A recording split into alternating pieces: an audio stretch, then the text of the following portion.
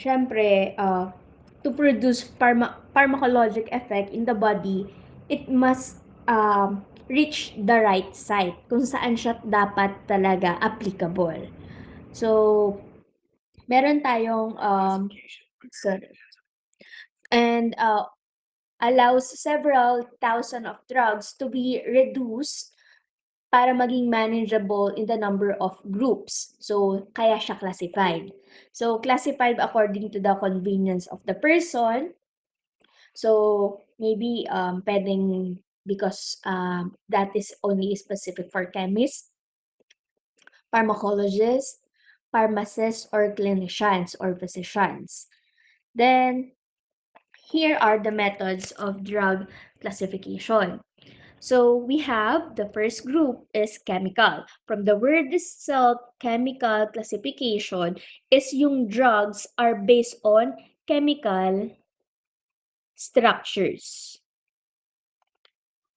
and composition.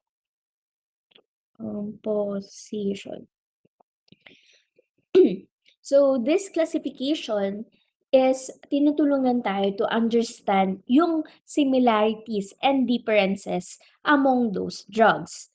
That's why meron siyang classification. And then next we have mechanism or site of action. So this one, yung drugs can be, ang ano natin dito is,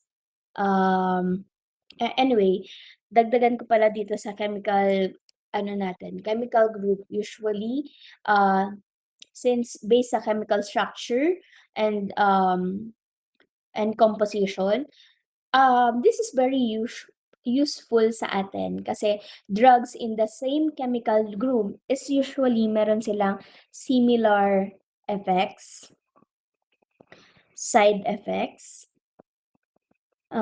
and allergies. So, example, we have penicillin.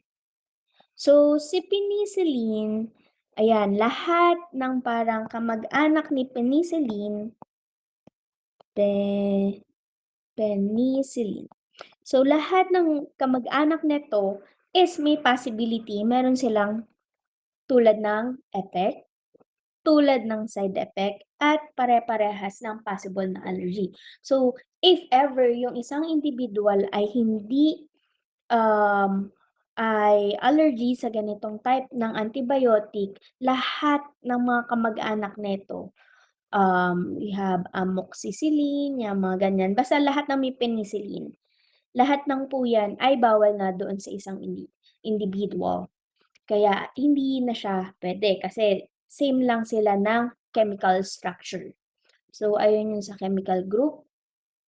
And then for mechanism or site of action, so based on the drug classified based on how they work. How they work, or parang meron silang specific site in the body where they exert their effects. So meaning, parang in short, this is based on how and where the drugs work in the body. So example natin, insulin. 'Di ba ang insulin is to mix the glucose balance in the body. Ibig sabihin kasi pag nag-i-insulin na isang tao ay possible may type 2 diabetes na siya. So, sa type 2 diabetes na to, ibig sabihin ito, ang certain target niya lang is the glucose. So, may specific lang siya. So, this one is very useful to us kasi it helps to predict drugs interaction and therapeutic effect. Also, ang example neto ay, kunyari, baba natin, mga pang high blood, beta blockers. So, yung mga beta blockers na yon, ano lang yung specific nilang tina-target? Pababain yung blood pressure sa katawan ng tao. So, meron silang site of action or mechanism of action. And then next we have the primary effect. From the word primary. So papasok po yan is the main therapeutic effect of drugs. So this classification is based on the main effect of the drugs therapeutically. So this could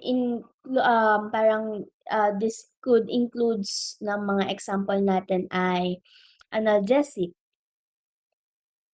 So yung analgesic naman is usually this is for mag-relieve ng pain.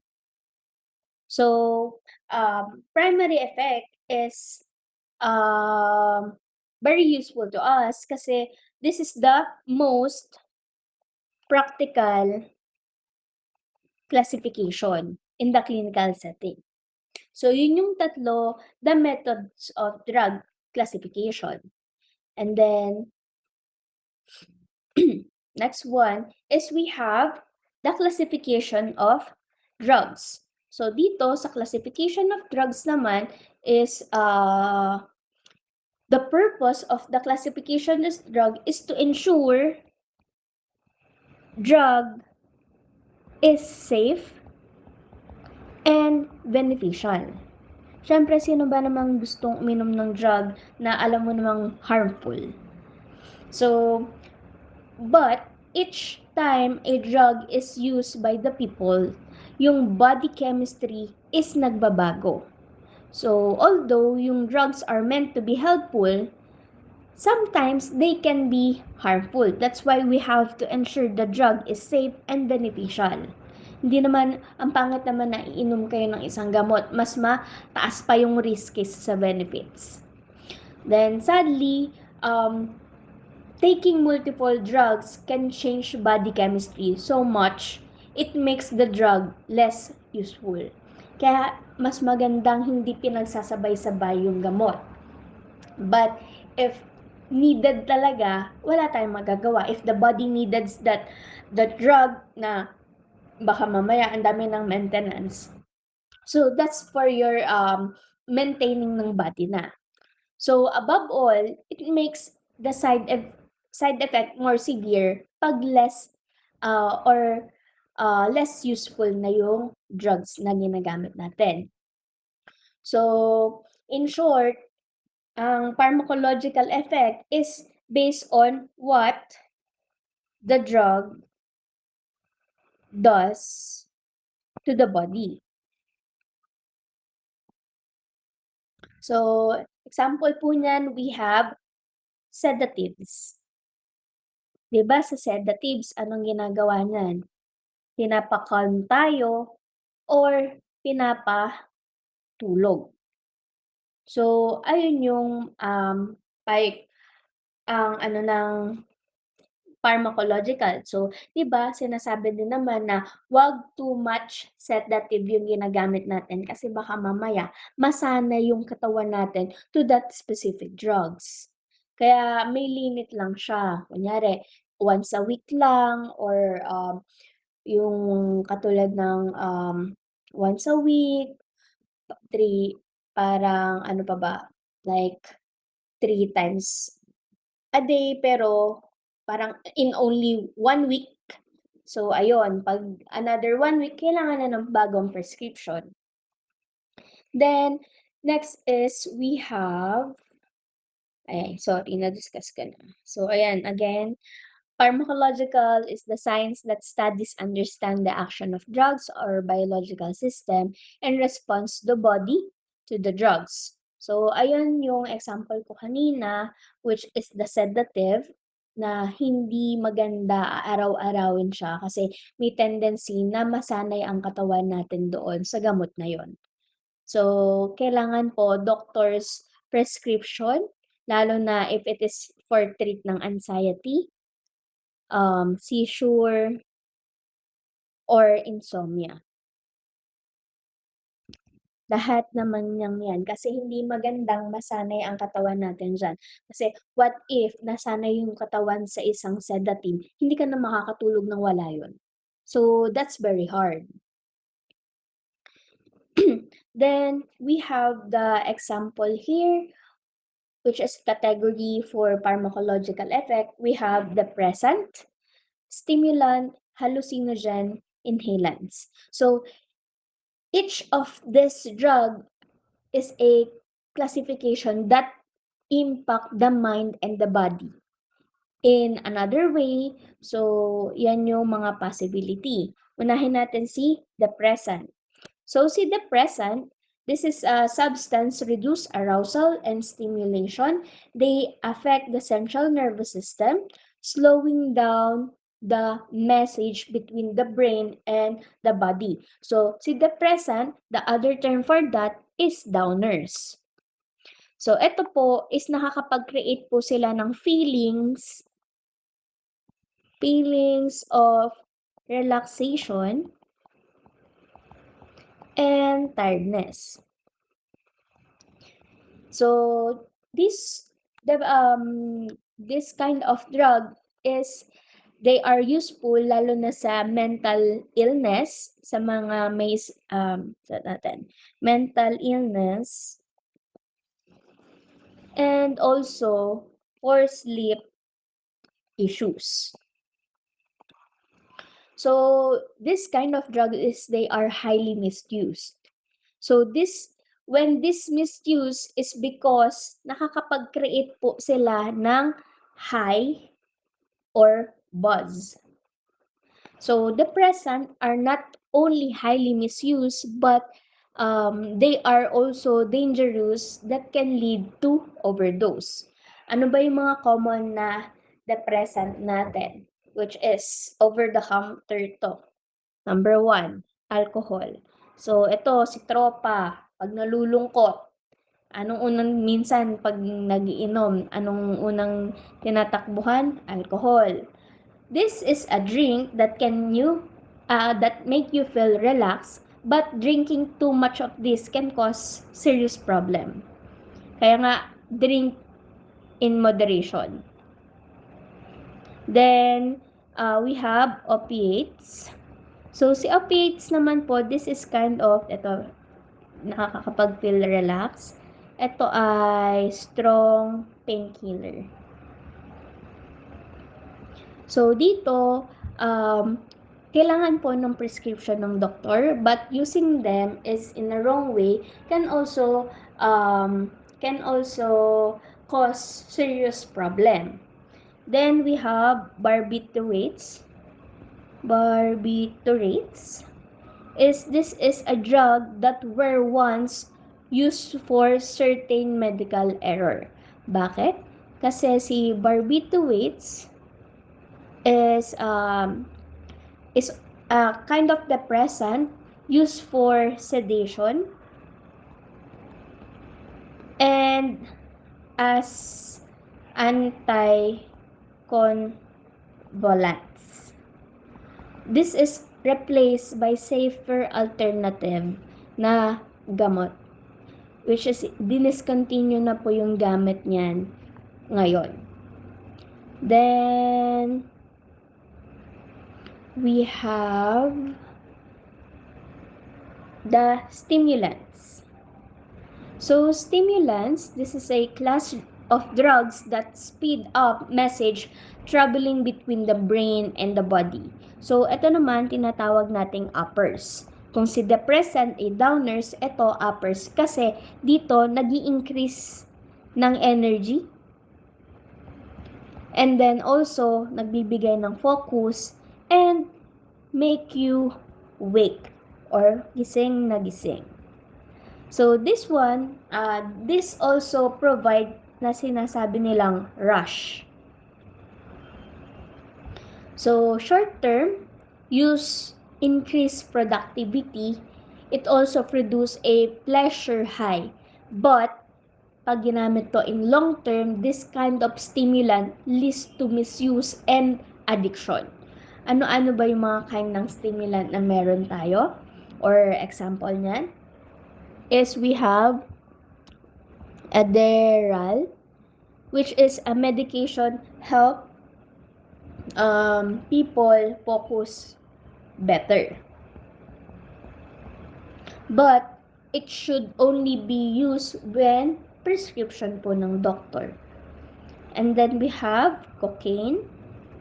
Sa cocaine po, this is an illegal drug that make you feel energetic.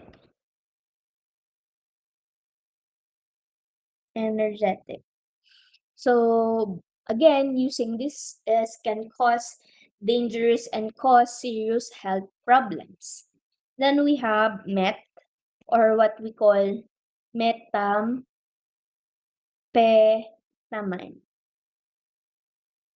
So this one is a powerful and illegal drugs that also can give you a lot of energy. So again, using this is very harmful and addictive. It can lead to serious or severe health issue. Then we have hallucinogen. So from the word itself, hallucinate. So it is a diverse group of drugs that alters persons' awareness of their surrounding as well as their own thoughts and feeling. So dito, since nga ina-alter niya, parang ang nangyayari, it alters a person's perception of reality. So hallucinogen is often lead to auditory and visual hallucinations or sinasabing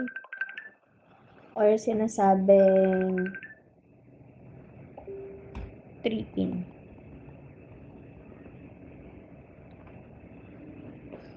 Ayan yung ano natin for the hallucinogen. And then this one, sinasabi nila less addictive than other drugs classification kasi their fast-acting effect is more severe. Ano mga example natin dyan is we have LSD, which is the lysergic acid diethylamide. So dito, this is a strong drug that can make you see and feel things that aren't real.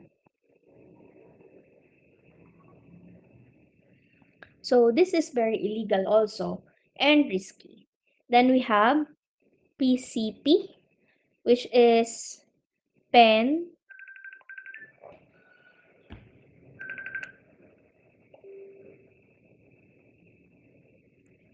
then we have pensilidine.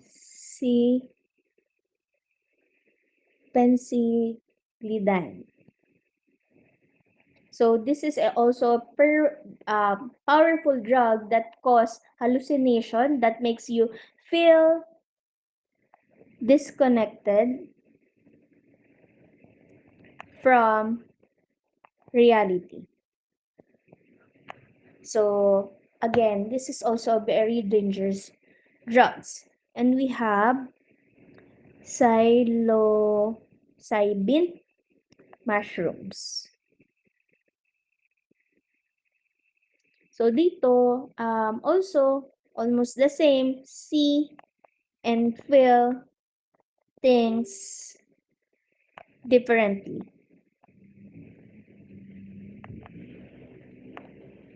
So ayan yung mga example ng group for hallucinogens. And then next, we have inhalants. For inhalants, this is a volatile substance that produce chemical vapors that can be inhaled, induce a psychoactive or mind-altering effect. This one is mga chemicals that are ingested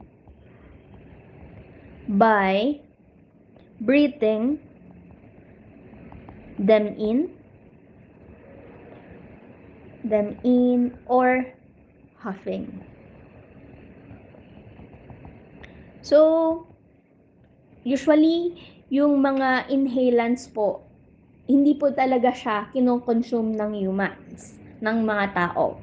Although, there are many kinds of inhalant na nagproproduce ng high feeling. So, for the most part, inhalants aren't studied as much as other drugs, while they are also dangerous and severe risk. May mga common tayong inhalants. Kasi yung mga inhalants po natin, hindi po talaga sila dapat ginagamit. Ano ba yung mga common example natin dyan? We have pain thinner, nail polish, remover, gasoline. So, ito po yung parang naamoy nyo na hindi naman siya which is, meron kasi silang chemical structure doon. Pag naamoy nyo, bangong-bango kayo sa paint thinner, bangong-bango kayo sa nail polish, remover, sa gasoline. So, sinasabi nga nila na parang may possibility kang maging addict pag nababanguhan ka dyan. So, isama na natin yung rugby. Di ba nga, yung mga rugby boy, ini-inhale lang nila or inaamoy lang, sinisinghot lang nila yung mismong substance na yon, and then iba yung nafe-feel nila. So, yun yung sinasabing inhalants na hindi naman talaga siya gamot, but there's a chemical compound or substance na naandun na that can make or alter your mind thinking that it makes you feel high. So, ayan yung mga inhalants. Then, tapos na tayo sa sa pharmacological effect. Now, we are in the drug action. So, sa drug action naman, drug are also classified based on the action of a particular drugs on the body. Different drugs have different modes of action on the body and produce body response for ailment of illness. So, different drugs act differently. Each drug has its own generating response, kaya tinatawag siyang drug action. Iba-iba po ang generate nilang response. So, drug is more specified according to how it generates a response. For example, there's a lot of medicine to treat hypertension, but each type of drug has different drug action. So, lahat ng hypertension medicine is nagre-reduce ng blood pressure. But, iba-iba po yung pathway nila. So, ganun yung drug action. It is how the drugs produce its effect. How the drug produce its effect. So, dito, this overlaps with the mechanism of action, but nagpo-focus sila doon sa mismong function. Then, we have chemical makeup. Sa chemical makeup naman, this is a common classification of drugs. Generally, drugs that have some drug action, pharmacological effect, have a basic skeletal structure and a minute variation of branching. This is why some drugs have potential than others. So, for example, ano ba yung mga natin? Kanina, sinabi ko, penicillin. So, meron pa siyang may mga sub sila. which is they have this almost the same chemical component with ampicillin. Yan. So, lahat ng mga same chemical component na to is most likely, ano natin dyan, they are, dito, have different potential. Wait lang, let's charge ko lang yung mute ko. Okay? So, dito, simply, sabihin lang natin, since structure or chemical makeup yung inaano natin dito, they have similar effect, side effect, and contraindication. So, ayan. Ito, again, yung mga possible example ng alcohol makeup. So, kanina, nabanggit ko naman to, but pasok pa rin naman sila. We have alcohol, opioids, benzodiazepine, cannabinoids, barbiturates. So, sa alcohol, the most misused substance is alcohol. Kasi over-the-counter lang yan, mabibili kahit nga minsan minor. Kaya kailangan, sa ibang bansa, kailangan ng ID bago ka muna makabili, lalo na if you look very young. Then, the effect of alcohol includes the feeling of euphoria and lower ambition, impairs judgment, perception, and reaction time. So, although a lot of states or countries, alcohol is legal, it impacts the most body system. Kaya nga, meron dyan na commercial liver lover boy. Kasi the more umiinom ka ng alcohol, the more na naapektuhan yung liver mo. So, in turn, all of the central nervous system natin is it caused para ginagamit siya as depressant. But above all, it can cause a severe liver damage in the long term. Ano ba yung mga example natin ng alcohol?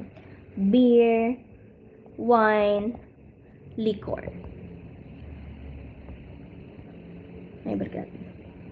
Liquor.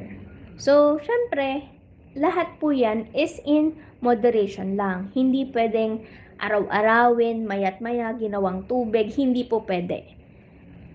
Dapat mas maganda nga once in a blue moon. But ito, sinasabi nila yung wine is healthy daw. Pero syempre, in moderation. Like parang 1 glass of wine, it is very helpful sa heart.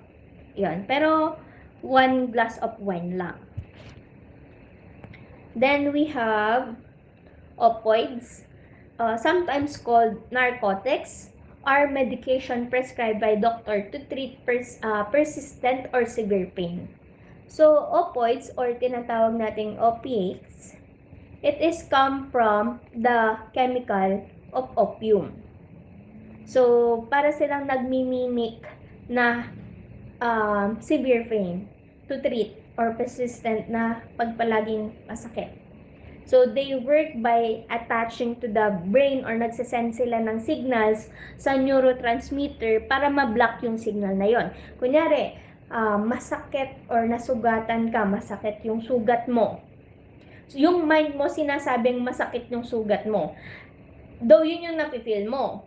Then, pag uminom ka ng pain reliever, yung pain reliever na yun nagsisignal, may chemically compound na nagsisignal doon sa brain natin, nagsisend ng signal sa neurotransmitter natin, na sabihin, hindi na masakit to.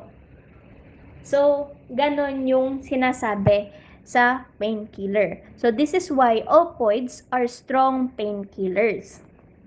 But the feeling of pleasure quickly leads to addiction. So, for example, opioid addiction is very severe lalo na sa US. Yan. Ano ba yung mga common example natin ng opioids? We have heroin. This is highly addictive and illegal drugs and very harmful. Also, we have fentanyl. This is also a strong pain medication. Again, If incorrect use, it can be deadly. Then we have oxycodone. Again, painkiller siya. Kailangan po ng prescribed ng doktor for to avoid harmful effect. Then we have benzodiazepine. So, class of drugs that can treat a range of condition. Doctors often prescribe them to treat anxiety, seizure, and pneumonia. So, the other term for benzodiazepine is we have benzos. So, function siya by interacting sa neurotransmitter natin, which is the GABA. Itong neurotransmitter natin na to, it is the gamma amino butyric acid A. So, ang ano nito, it affects the mind and the body. It treats mental issues and sleep conditions. So, again, if it is misused, it can be addictive and cause issues, health issues. Ano ba mga example natin ng benzos? We have Ativan, which is for anxiety, Valium,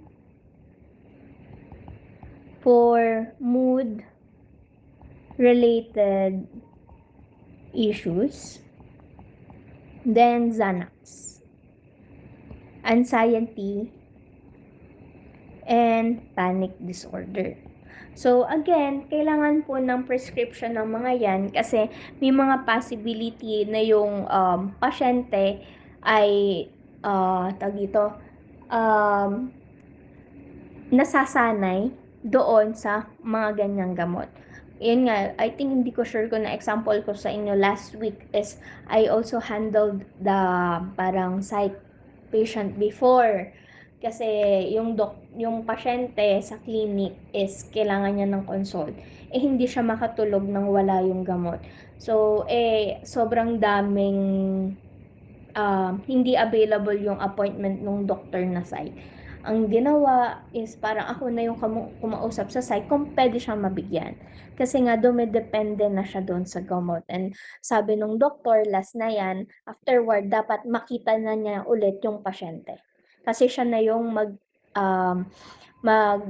mag-a-assess doon sa pasyente. Then we have cannabinoids. So cannabinoids cause feeling of happiness, but they also do serious mental and physical harm, even though they are the second most abused drug. They are coming legally acceptable. So, cannabinoids are drugs class chemically with the THC. Same sila ng tetrahydrocannabinol, which is, this is an active ingredient or agent of marijuana. So, cannabinoids can cause feeling of happiness, but it can also do serious mental and physical harm. So, ano ba yung mga example niyan? Is we have, unang-una, marijuana. So, this is a plant used for relaxation or medicinal purpose. And then we have hashish. This is concentrated from the marijuana, which is stronger than regular plant. Then we have shatter. Again, this is a solid cannabis extract. Then we have distillate. a highly concentrated cannabis for a strong effect. Ginagamit siya for vaping or edible. So, ayan, syempre, may mga states na pwede ang marijuana in medically lang po, purpose only. And here in the Philippines, that's very illegal. Bawal na bawal po makagamit nito. Then we have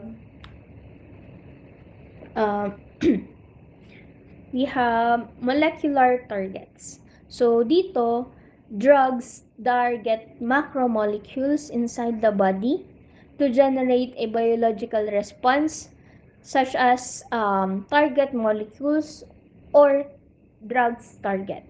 This basis for the classification of drug is more helpful during clinical trials. So drugs that have some mechanism of action will have the same target. Then, ang ano natin dito, some drugs specific to target in the body. In short, para mas maintindihan lang natin yung molecular, it is based on what the drug binds to.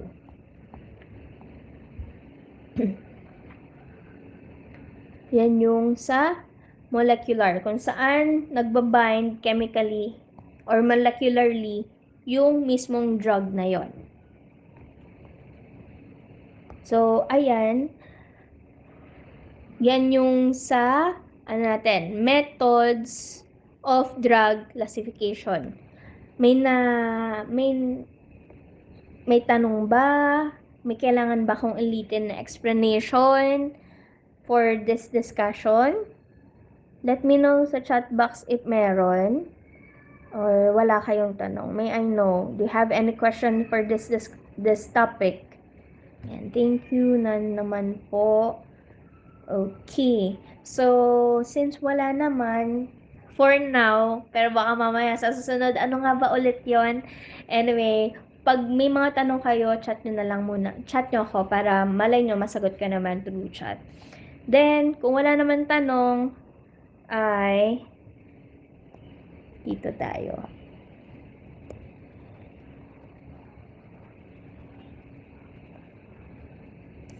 Kung walang tanong, dito naman tayo sa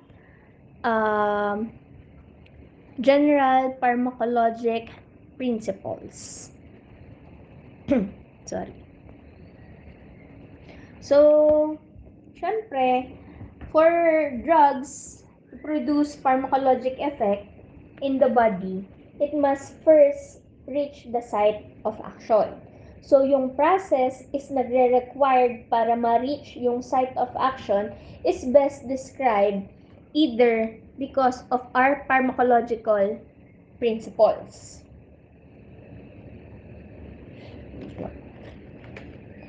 Then, pharmacological principles. So, we have pharmaceutics, pharmacokinetics, pharmacodynamics, and then we have pharmacotherapeutics. Sorry. Pharmacotherapeutics, and we have pharmacognosis. So, sa una is we have the pharmaceutics. So, si pharmaceutics natin, this is focused on the design and manufacturing of drug formulation. So, since this is parang about the formulation, yung pharmaceutics. So, again, para siyang nagpe-prepare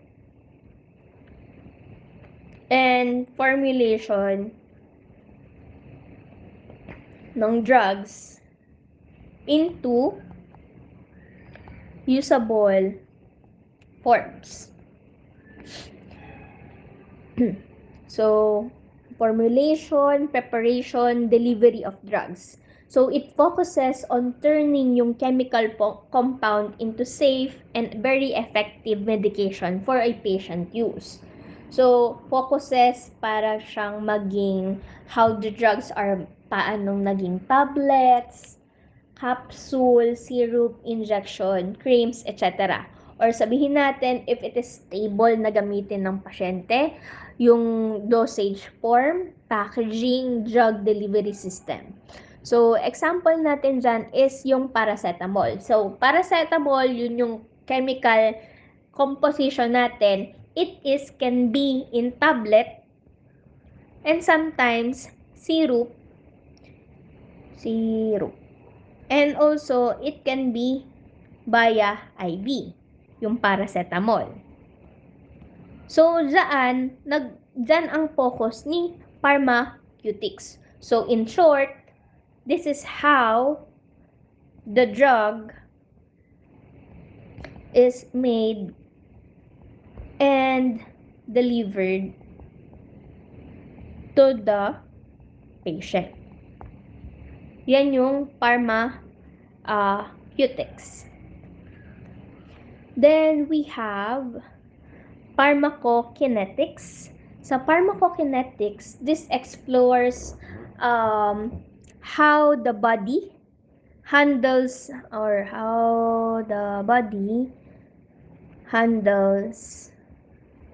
drugs in terms of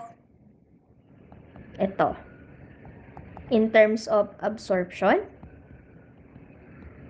distribution, metabolism, or excretion. So, sa absorption, how drugs enter through the blood.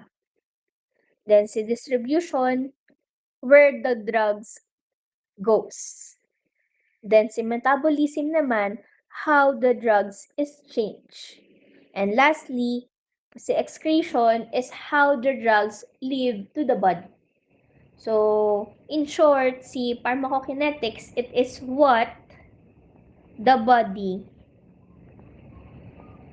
does to the drug. So, ayun yung pharmacokinetics. So, magkakaroon naman tayo ng specific topic for that after this slide. Then, we have pharmacodynamics. Si pharmacodynamics naman is examines the effect of drugs.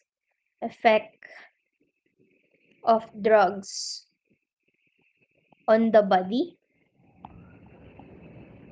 and their mechanism of action. So, dito, the study of the drugs, sinasabi niyan, what the drugs, ano ba yung sinabi ko dito? What the body. So, kabaliktaran naman to. What the drug does to the body. So, it focuses on mechanism of action, receptor, enzyme, those relationship. Then, example natin dyan is morphine. So, si morphine, this is nagre-reduce ng pain. Pero, paano? By acting opioid receptor. So, again, sa pharmacodynamics, it is how the drugs produce its effects or what the drug does to the body.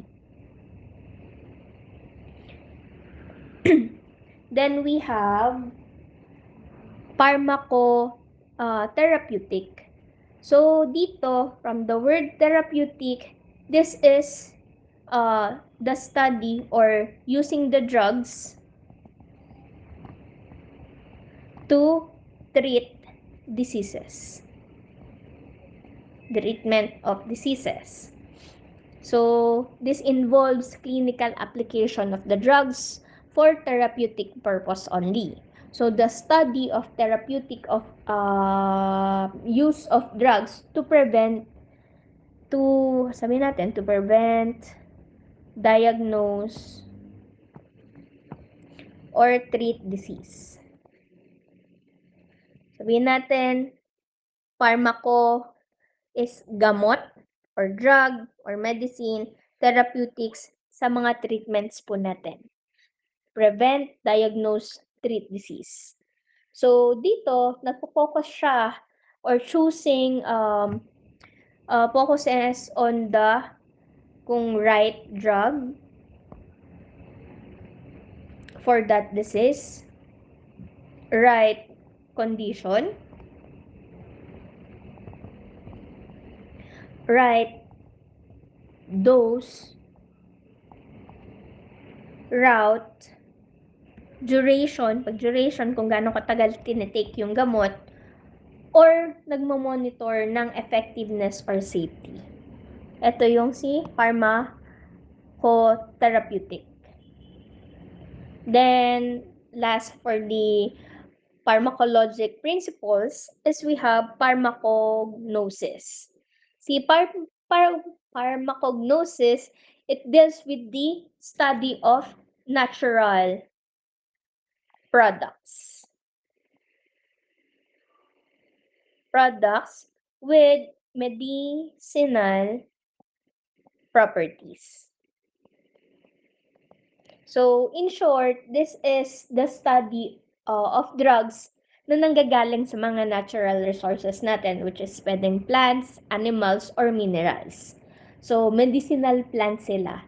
Crude drugs, natural product, i-identify and ine-extract doon sa active substance. So, ito, in short lang, is where drugs comes from in nature. Greeny. Environment friendly. Ganon. Ganon yung pharmacognosis. So, yan, that's are the principle or pharmacologic. And now we have to focus muna kay pharmacokinetics. So, si pharmacokinetics, this is, you can see again yung ADME, makikita nyo, pag tinake po si medicine, absorb po how it will get in. Sample, orally. Bababayan sa esophagus, pupunta kay liver, stomach, etc. And then, how it is transported. Paano siya nadidistribute. And then, pag na-distribute na po siya sa mga parts ng katawan natin, paano po siya natutunaw. Tapos, pag natunaw na siya, pag na-metabolize na siya sa liver, yan is yung mga excess. Kailangan na pong tanggalin sa katawan ng tao. So,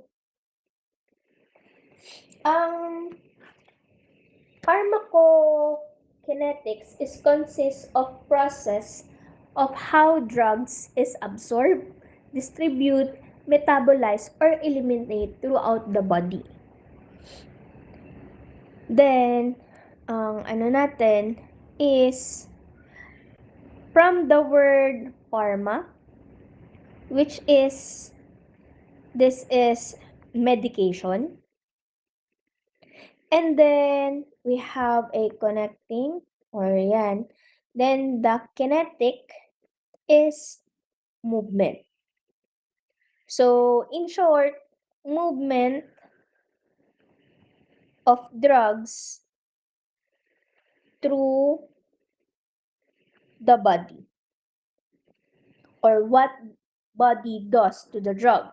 So we all know that drugs can enter the body in several ways, but it doesn't matter if it is by a mouth, injection, or suppository, they will some kind of absorption.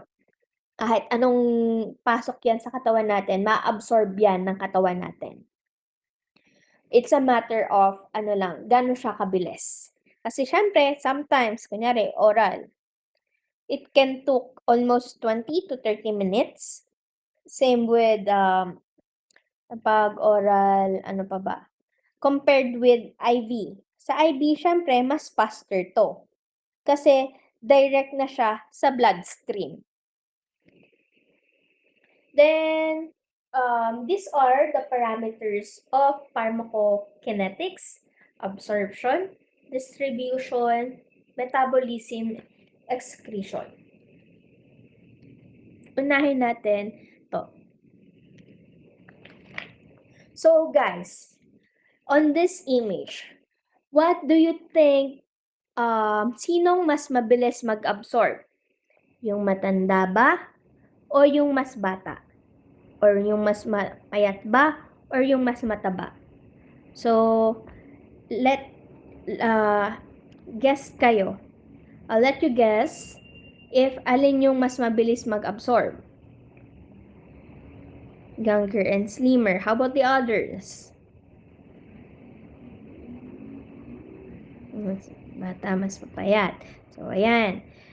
Very good. Kasi, ang ano natin, since elderly po siya, older adults, meron po silang slow metabolism. And also, they could have weaker kidneys.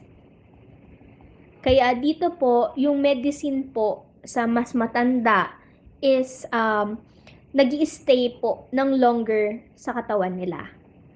While dito, also, pag sa mga matanda, kailangan na po nila ng lower doses to avoid po yung major side effect.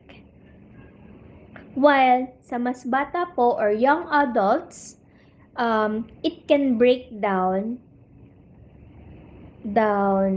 and remove medicine faster. So, typically or usually, they handle normal doses as well. Then, for the mas teen naman po, ang comparison naman po nito is pag mas teen po, normally, kailangan lang po mag-increase ng water. Kasi dito, usually, the more water, mas water-soluble po yung drugs. So, it can help to be mas faster yung absorption ng katawan. While, pag dito po tayo sa medyo obese patient po, because of their fat, yung fat is parang siyang nag-hindrance doon sa flow ng absorption ng gamot.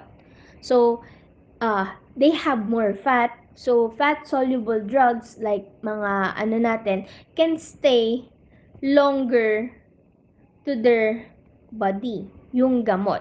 Hindi nila na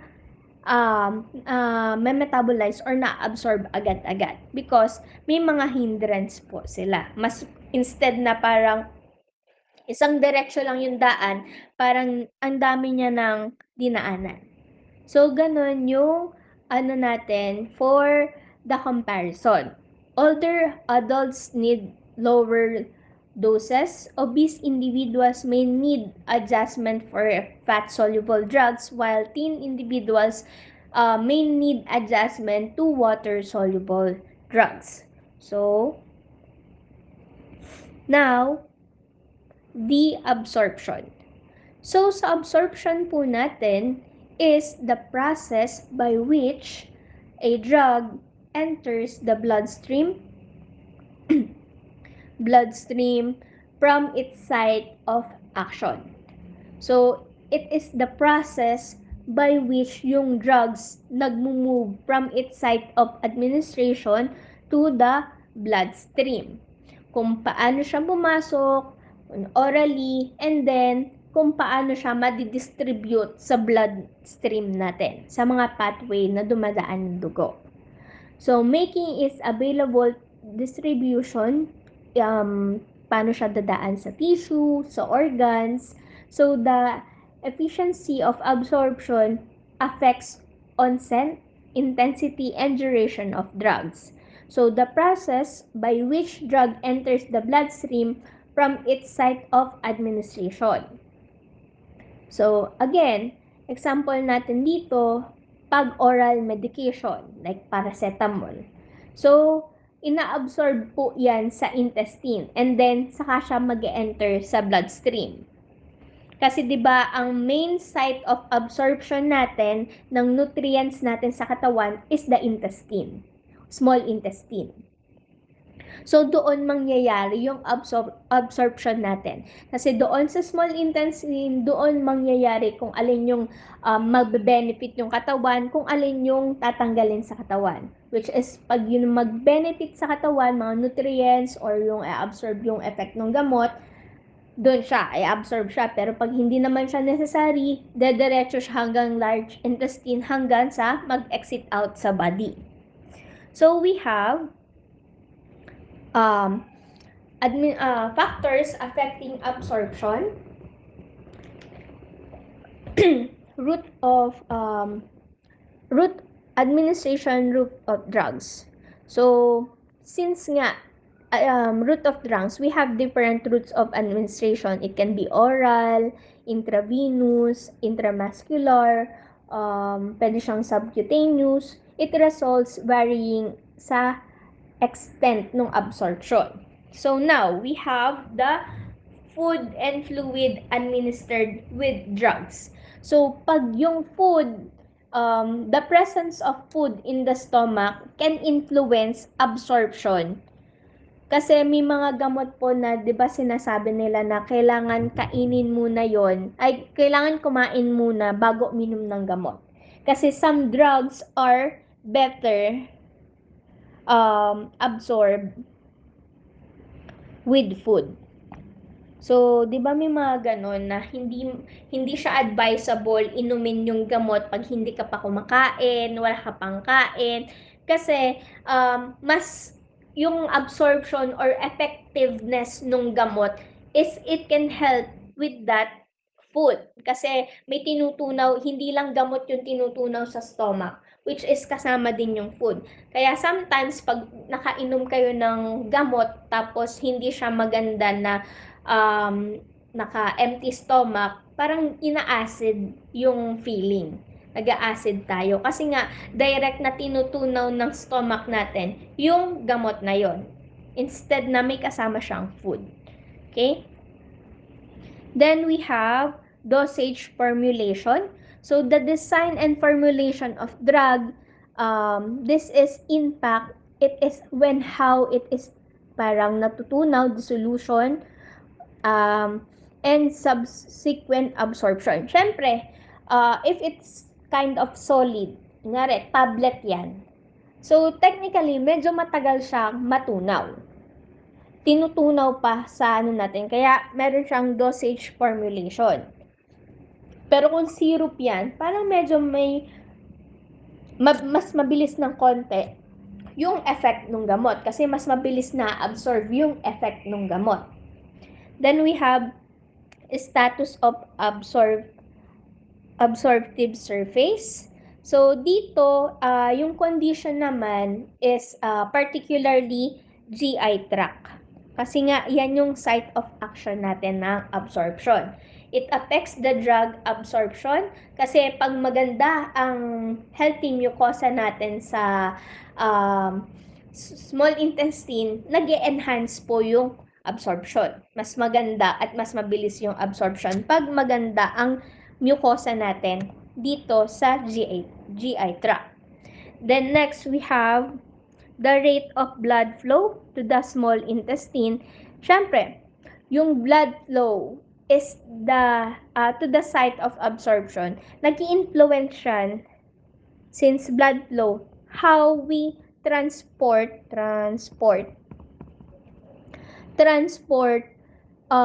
yung drugs na yon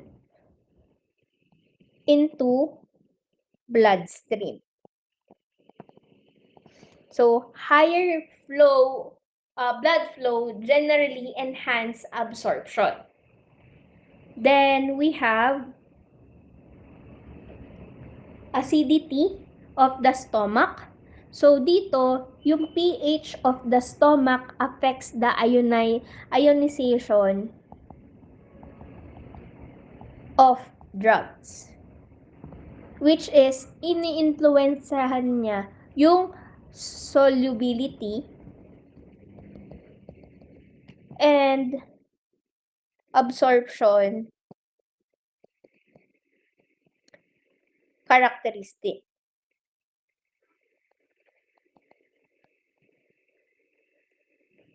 Then we have status of GI motility.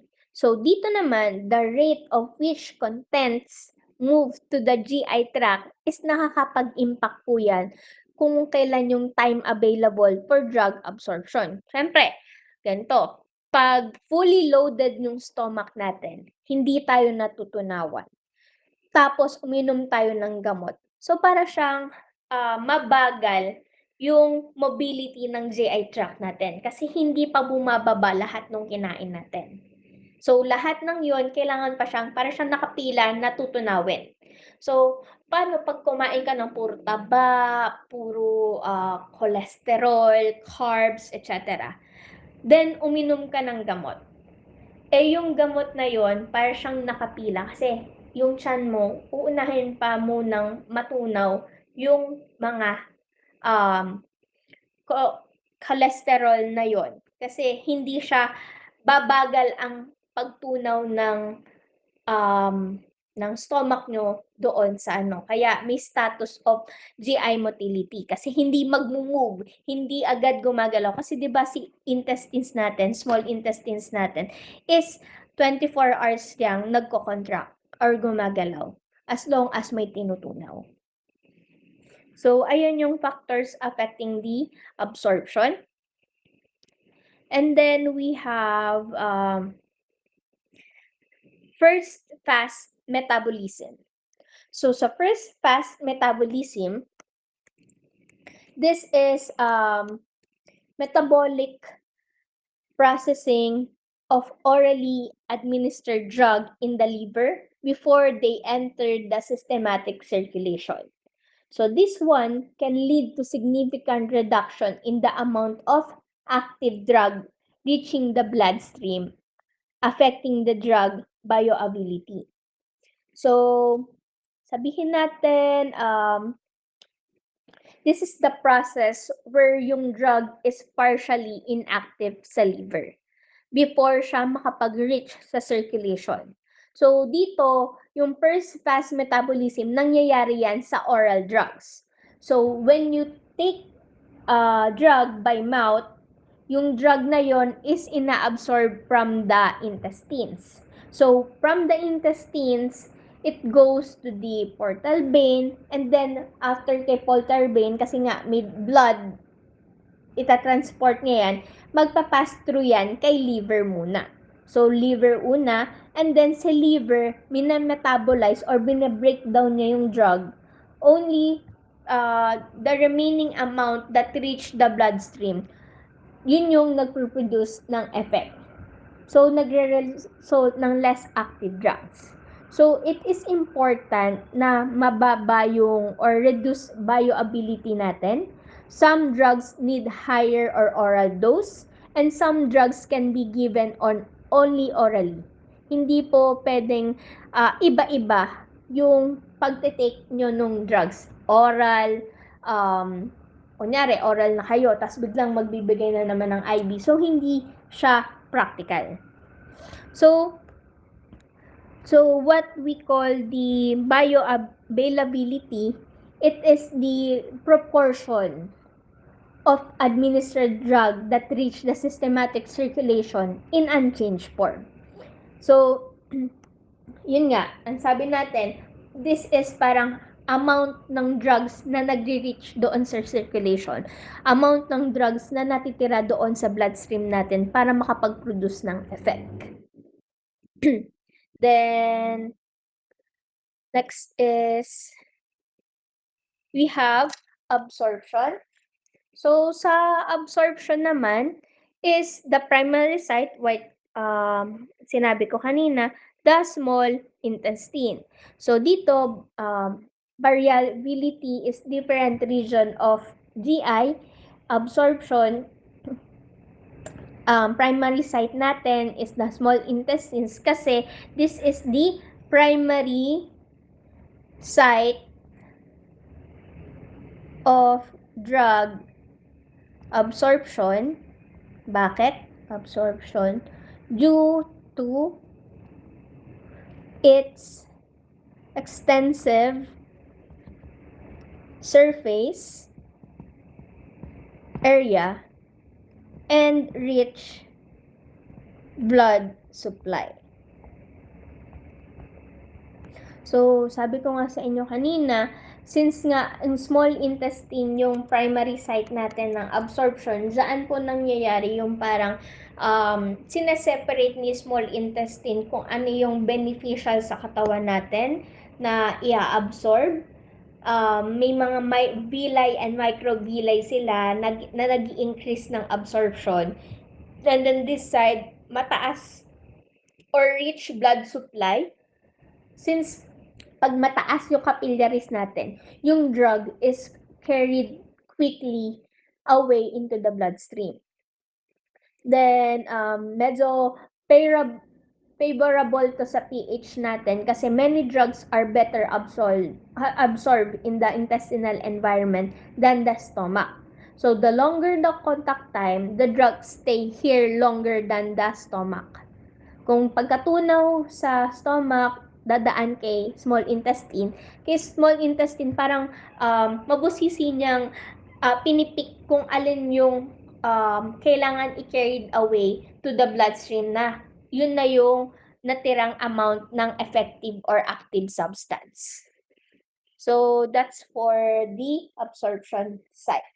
So, di ko na muna tatapusin guys, same as the other section na discussion ko. Hanggang dito muna.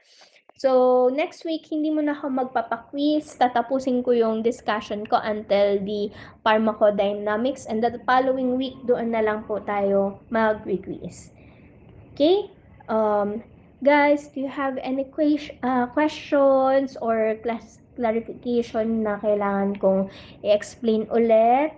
Mga topics or saan kayo nalilito? Yung mga tanong po ba? Questions po guys. None po. Sure po ba yung none? Ayan, none so far.